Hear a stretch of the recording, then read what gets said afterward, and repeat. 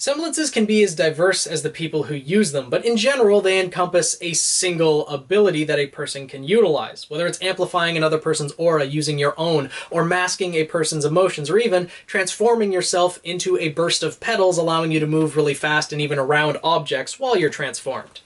All still single abilities, but that kind of gets thrown out the window when it comes to the Semblance of Glyphs, encompassing at the very least 2 different abilities on top of being the only completely hereditary semblance we've seen so far in the RWBY series. Anyone in the Schnee bloodline can use the Semblance of Glyphs. Weiss, Winter, Willow, and in theory Whitley, though we haven't seen him develop any form of semblance so far, but it's said that he and anyone else who's of the Schnee bloodline can use this semblance, so in theory he can.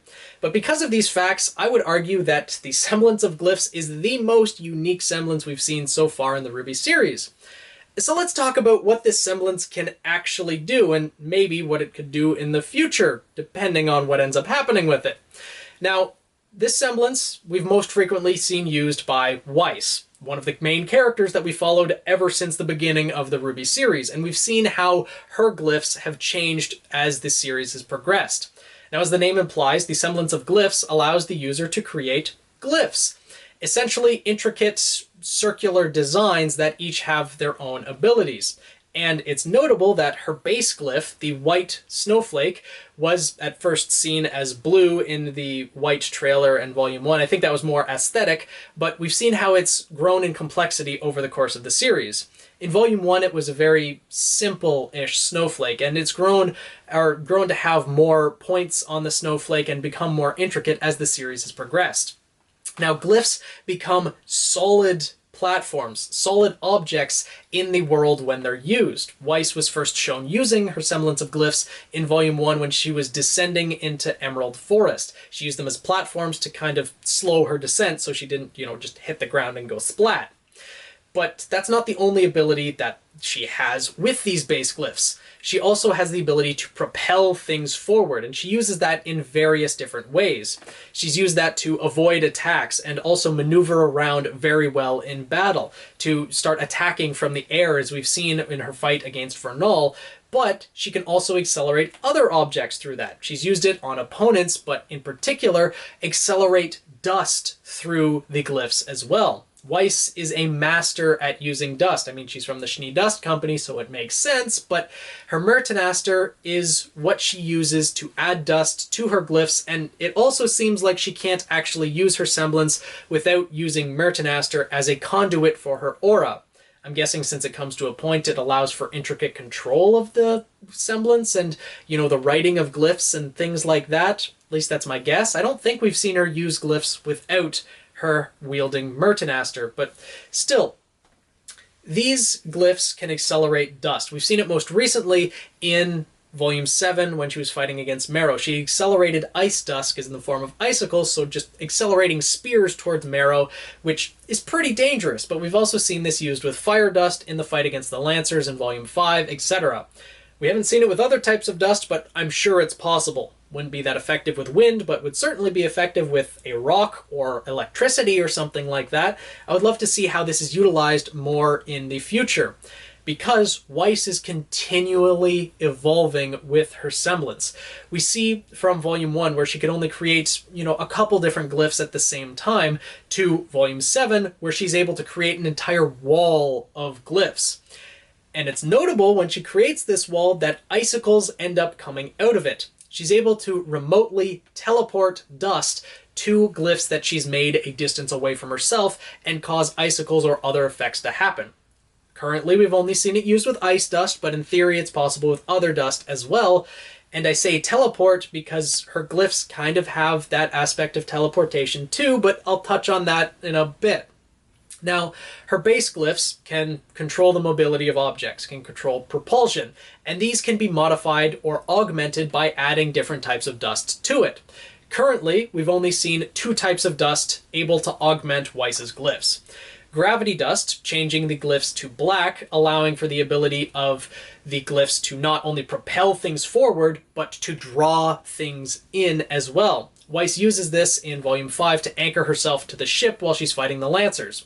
And then she can create some of her other base glyphs at the same time to accelerate the fire dust forward. So she can use multiple types of glyphs at the same time, and these black glyphs don't only draw things in. In the fight with Vernal, it's shown that the black glyphs can also push things forward, similar to the white ones. So it seems like the black glyphs are a strict upgrade to the white ones, though the propulsion may be weaker. We don't exactly know how they compare. But the second instance of augmentation from dust that we've seen with Weiss's Semblance is with the addition of lightning dust, which gives the ability of time dilation. At least that's what it's called in the series. I would like to think that it's just a cool name for it, because time dilation, as the name implies, would mean that when it was used, and it was only used once in the fight against Roman Torchwick while he was piloting the Elysian Paladin, was used on Blake to allow her to move real fast. If it's actually time dilation, what Weiss is doing is accelerating Blake's time so that for every, let's say, 5 seconds that Blake is experiencing, everyone else is only experiencing like 1 second. So everyone else is seeing Blake move really fast when in reality she's just being accelerated through time. That's reality breaking and extremely overpowered, especially with how much Weiss's mastery has grown. If she was to use that now, I don't know, how broken that could get. And with the addition of just a little bit of lightning dust, that seems like a little bit much. I think it's just speeding Blake up, not actually accelerating her time or dilating time. But, let me know down in the comments what you think is actually happening with that, because this could be very, very broken. But in general, it's just been those two aspects that we've seen with dust augmentation. It is notable that we have seen one other color change in Weiss's glyphs, but that was still using her base glyph. We saw her base glyph of white turn to red in Volume 1 when she was using it with RWBY to accelerate her towards the Nevermore and eventually end up decapitating it. Very badass scene in Volume 1. Go back and watch it for nostalgia purposes if you haven't for a while, because honestly, amazing. But what has ended up happening here is that Weiss is using her semblance in conjunction with RWBY's semblance. RWBY is actually adding her speed semblance to the glyph and thus changing its color. We saw actually the reverse, where RWBY is adding her semblance to Weiss in general in Volume 6. RWBY used her semblance of Petal Burst, normally transforms herself into a burst of red petals. When she used it on Weiss, Weiss transformed into a burst of white petals. This was at the beginning of Volume 6 on the train, so I'm guessing this is what happened in Volume 1, and it was the first instance of two semblances being used in conjunction with one another, which is pretty surprising considering they just met each other in the Emerald Forest and were able to work so well together just that quickly. But yeah, so all in all of these abilities still could encompass one ability of being able to manipulate mobility of objects, propulsion, drawing things in, accelerating someone, all with mobility, even though they are pretty much separate and distinct abilities, all worthy of being a semblance in and of themselves, but still all encompassed in glyphs. And we haven't even gotten to the best one yet. The ability of summoning, something that any glyph user supposedly can do. Any opponent, grim opponent that we've known of so far, we don't know if human opponents can be summoned, I doubt it, but grim that have pushed a semblance user or a glyph user to the brink, push them past who they were to become who they are now, can be summoned. Now, those qualifications, I don't know how much they can be manipulated, like if someone, say, if they're really experienced in battle but want to have an opponent as a summon, could throw away their weapon and barehand the thing, making it a much more difficult fight. Could that be counted as a summon? I don't know. But every summon that we have seen so far throughout the RWBY series, and we've seen a few, we've seen the Armagigas, the Queen Lancer, the Borbatusk, the Beowulf, we've seen the Griffin most recently in Volume 7, that was revealed to be Winter's flying summon, as well as the miniature Nevermores that Winter has. Every single one of them has a different glyph to summon them. And each of those summoning glyphs are more intricate than any other glyph we've seen so far, except maybe the time dilation one, because that one's pretty intricate. But we've seen even in just Weiss's Armagigas summoning, that has the 4 blades that are stretched out across it in Volume 3, we've seen how it's developed and increased in complexity as Weiss has continued to master her semblance up until where it is in Volume 5, when we see it very clearly, and presumably in Volume 7 as well, where Weiss is able to summon her Armagigas a lot quicker and also a lot larger too. The Armagigas has grown in size, and it's notable we have seen the summoning circles for a few other summons as well. We've seen it for the Queen Lancer, the Beowulf, and the miniature Nevermore, though for winter summons we haven't seen it directly on, but we haven't seen the Borbatusk or the Griffin summon yet, or the summon circle at least. And we see that the glyph users are actually able to manipulate the summons quite a lot. As I mentioned, Weiss's summon, her Armagigas, has grown in size as she's continued to master it. It's gotten stronger, gotten larger, from something that is, you know, a fairly large person size to pretty much a titan, as the blade itself dwarves Marrow when she's in that fight in Volume 7. But she's able to actively manipulate the size of her summon as well.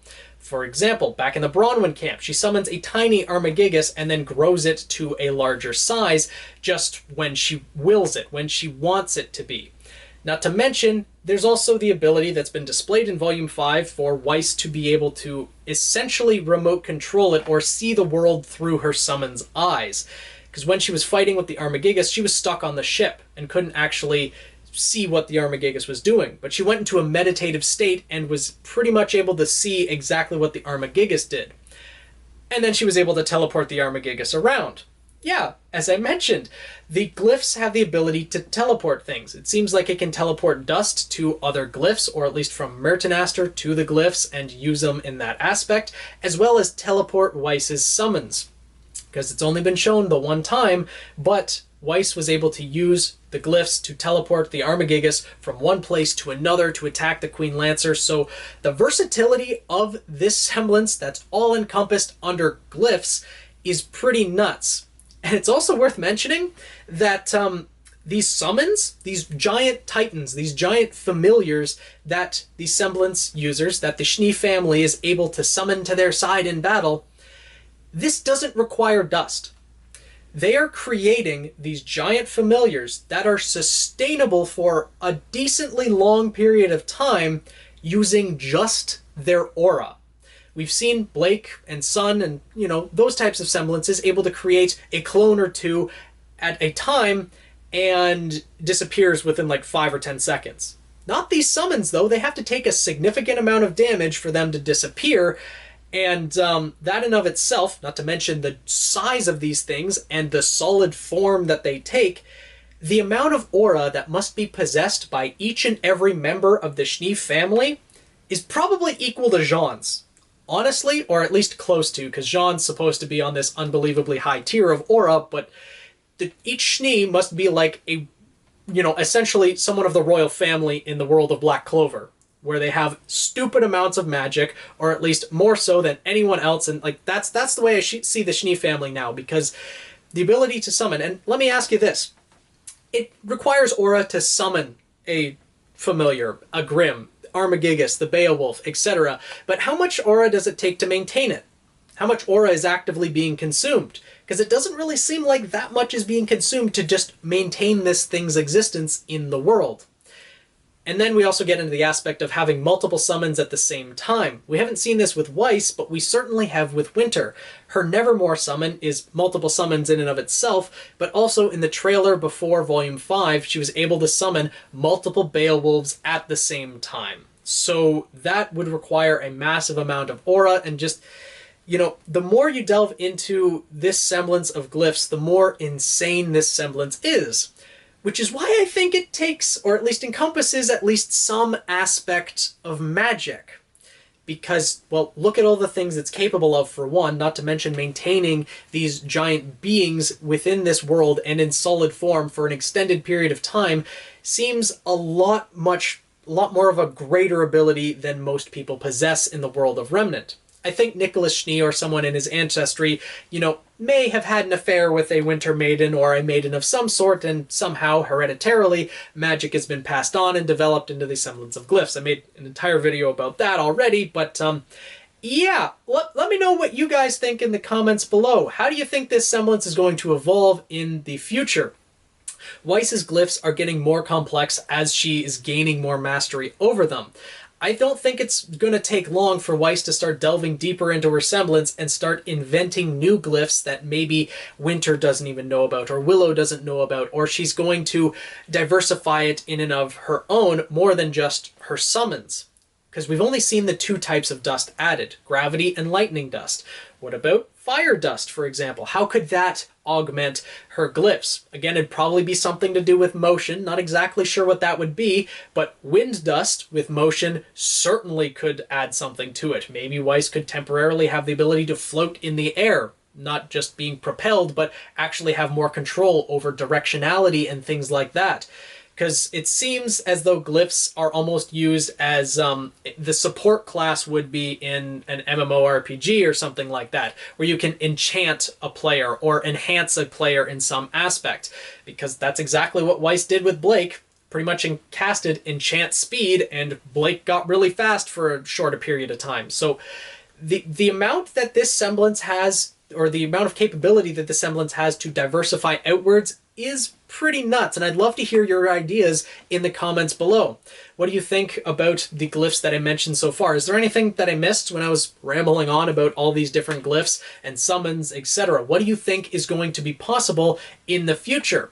For example, if Jeanne boosts Weiss's aura, do you think she'd be able to summon something as large as the Leviathan?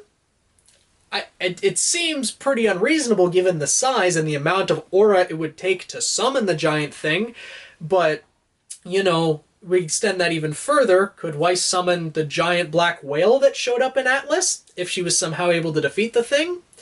Again, you'd need a summoning circle like the size of Atlas, not to mention near infinite aura, but it could be possible. Like, you know, let me know what you guys think in the comments below about the lengths that this semblance could actually go to, etc. Hopefully you guys enjoyed this video and my ramblings on Weiss's Semblance of Glyphs, or the Schnee family Semblance of Glyphs.